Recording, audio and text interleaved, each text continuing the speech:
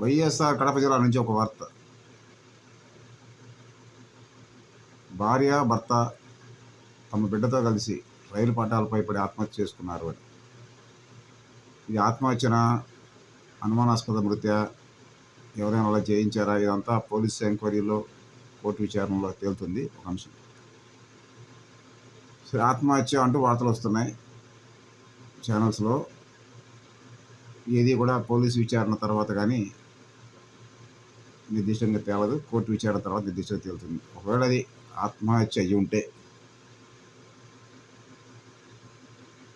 లేదు హత్య అయ్యి ఉంటే, ఎవరైనా బలవంతంగా నెట్టుంటే, ఏదైతే తేలినప్పటికీ కూడా, ఉదాహరణకి ఆత్మహత్య అయ్యి ఉంటే ఇది ఆత్మహత్య ఆంధ్రప్రదేశ్ అనొచ్చా? చంద్రబాబు నాయుడు గారు మీరే చెప్పాలి. స్వర్ణాంధ్రప్రదేశ్, యోగాంధ్రప్రదేశ్ అంటున్నారు కదా.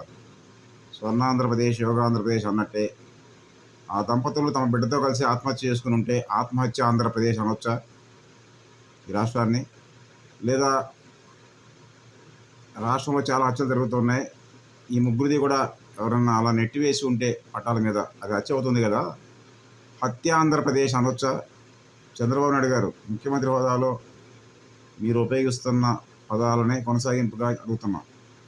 మాకైతే ప్రత్యేకించి స్వర్ణాంధ్రప్రదేశ్ అనాలని కానీ, యోగాంధ్రప్రదేశ్ అనాలని కానీ, హత్య ఆంధ్రప్రదేశ్ అని కానీ, ఆత్మహత్య ఆంధ్రప్రదేశ్ అనాలని కానీ మాకేం కోరిక లేదు.